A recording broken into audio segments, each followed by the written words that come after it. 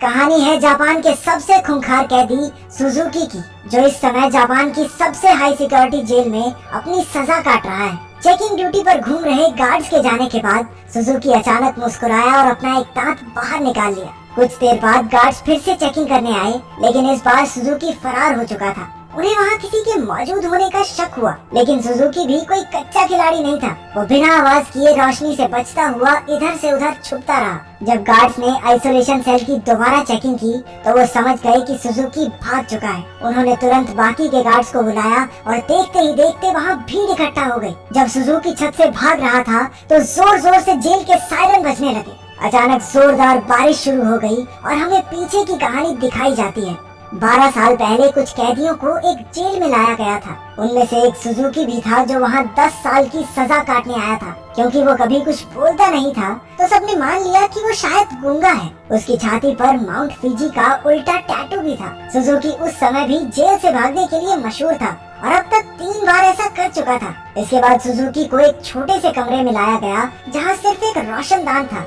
उसने रोशनदान को ध्यान से देखा। उसके दिमाग में जरूर कुछ चल रहा था। बाहर गार्ड ने जेल के वार्डन मिस्टर कानीमुरा से कहा कि सुजुकी इस बार तो हरगिज नहीं भाग पाएगा, लेकिन जैसे ही उसने शीशे से देखा, सुजुकी तो पहले ही गायब हो चुका था। वार्डन ने पूरे शहर को घेरने के ऑर्डर दिए ताकि सुजुकी किसी भी हालत में बच ना पाए, लेकिन गार्ड्स ने तो उसे 20 ही मिनट में पकड़ लिया। पता नहीं क्यों, पर सुजुकी ट्रेन की पटरी पर सीधा भागता जा रहा था। इसके बाद उसे फिर से उसी कमरे में कैद कर दिया गया, लेकिन इस बार उसके हाथों में हथकड़ियां थी। जब एक गार्ड ने अंदर झांक कर देखा तो सुजुकी मुंह पर चादर ओढ़े सो रहा था। गुस्से में उसने सुजुकी को चादर हटाने को कहा, क्योंकि वो कोई चांस नहीं लेना चाहते। लेकिन जब बार बार कहने पर भी उसने चादर नहीं हटाई तो गार्ड्स ने मिलकर उसकी बुरी तरह पिटाई की। अगली सुबह वार्डन ने सुजुकी के सारे पुराने रिकॉर्ड्स निकाले। ध्यान से पढ़ने पर उसे पता चला कि जब भी सुजुकी जेल से भागता है तो हर बार वो ट्रेन की पटरी पर ही पकड़ा जाता है। रात को वार्डन गार्ड्स के साथ चेकिंग पर निकला। वो सुजुकी के सेल में पहुंचकर हैरान रह गए,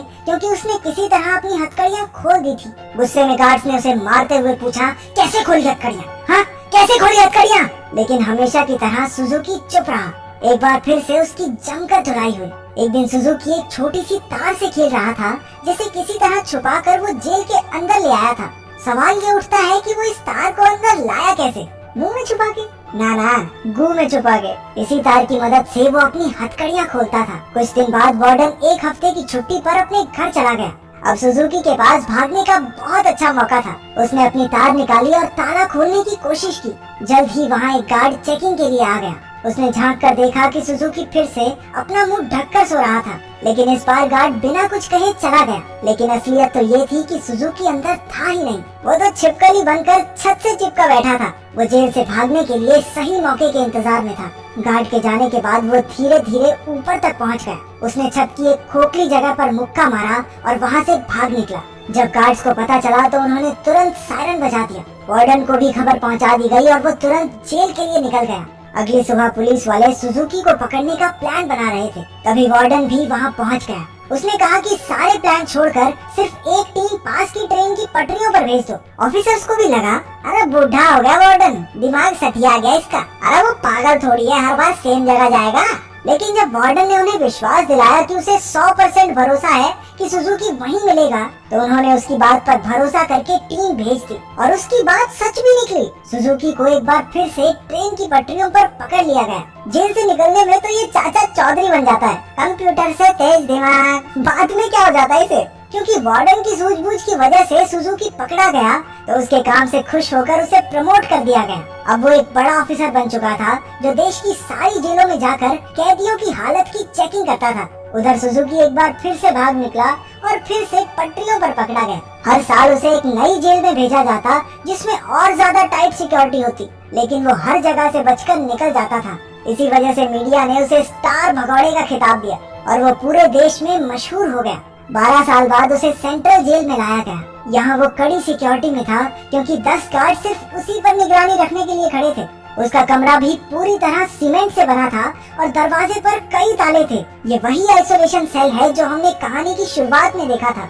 गार्ड्स के जाने के बाद सुजुकी ने चारों ओर नजर दौड़ाई। वो एक बार फिर से भागने की तैयारी में था। एक गार्ड ने खाना लाकर उसके सेल में रखा, लेकिन उसके जाने से पहले ही सुजुकी ने उसे पकड़कर हथकड़ी लगा दी। गार्ड ने तुरंत सीटी बजा दी, जिससे कई और गार्ड्स वहां आ पहुंचे। उन्होंने मार मार कर उसकी बुरी हालत कर दी थी। होश आने पर सुजुकी ने दरवाजे से गार्ड्स को जाते देखा।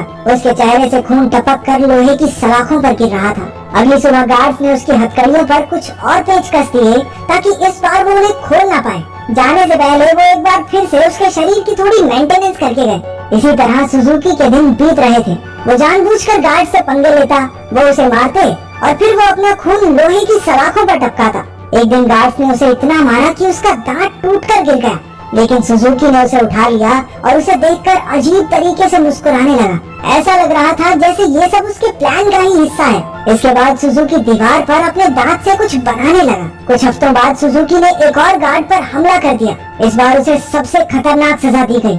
उन्होंने उसे एक लंबी जंजीर से बांधकर ऊपर लटका दिया। 1 साल बीत गया और सुजुकी अभी भी सजा काट रहा था। उसकी हालत बहुत बुरी हो चुकी थी। शरीर सड़ने लगा था और उसके घावों पर कीड़े पड़ चुके थे। आखिरकार उस शाम गार्ड्स ने आकर उसकी जंजीरें खोल दी। पूरे 1 साल बाद उसे चैन की सांस आई थी। उधर पुराना वार्डन मिस्टर कानेमुरा वहाँ की जांच करने पहुँचा। उसने आइसोलेशन सेल में जाकर देखा कि सुजुकी की हालत बहुत खराब थी, लेकिन वो उसे नजरअंदाज करके वहाँ से चला गया। इसके बाद वही रात आई जहाँ से कहानी की शुरुआत हुई थी। जब पहाड़ बिजली कड़कने लगी तो सुजुकी ने अपने प्लान को अंजाम दिया। उसने अपना दांत निकाला और हथकड़ियों के पेच खोलने लगा। असल में सुजुकी दीवार पर दांत से कुछ बनाता नहीं था, बल्कि वो तो उसे घिस-घिस कर तीखा कर रहा था ताकि उसके इस्तेमाल से पेच खोल सके।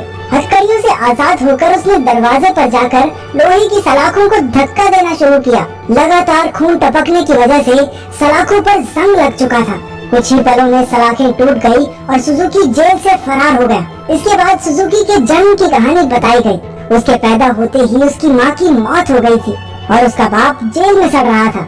इसी वजह से वो अपने रिश्तेदारों के घर पला। एक दिन सुजुकी जंगल में प्रैक्टिस कर रहा था जब उसे दूर से एक आदमी आता दिखाई दिया। ये कोई और नहीं, उसका बाप था। उन्होंने कुछ समय बातें की और तभी उसने अपने पिता की छाती पर माउंट फिजी का एक टैटू देखा। बदकिस्मती से जल्द ही वहाँ कुछ पुलिस वाले आ गए जो सुजुकी के पिता को पकड़ना चाहते थे। वो उन्हें देखकर रेल की पटरी पर सीधा सीधा भागने लगा। इस दिन सुजुकी ने कसम खाई कि एक न एक दिन अपने पिता से जरूर मिलेगा।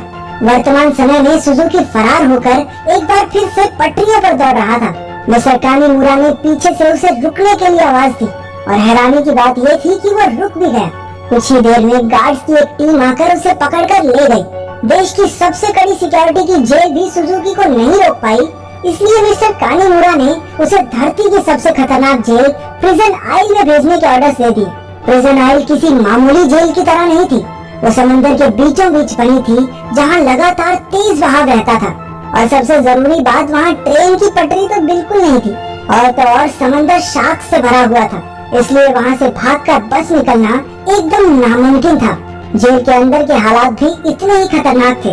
पूरी जेल में चारों ओर हजारों गार्ड्स थे और अगर कोई कैदी भागने की कोशिश करता तो उसे देखते ही गोली मार देने के ऑर्डर्स थे। जब सुजुकी वहाँ पहुँचा तो उसे तुरंत उसके सेल में बंद कर दिया गया। वो कोई कमरा नहीं बल्कि कुछ रॉड्स थी जिन्हें सुजुकी के शरीर के आसपास ऐसे जोड़ दिया गया था जिससे भागना तो दूर, वो हिलडुल भी ना सके। उधर कानेमुरा ने जेल की लाइब्रेरी में जाकर सुजुकी के बारे में जानकारी निकालनी शुरू कर दी। ढूंढने पर उसे कुछ पुरानी फाइल्स मिली जिन्हें वो पढ़ने लगा। उधर जेल में सुजुकी ध्यान लगाकर खड़ा था। हालांकि बाकी लोगों के लिए वहाँ से भागना नामुमकिन था, लेकिन सुजुकी के दिमाग में कुछ तो खिचड़ी पक रही थी।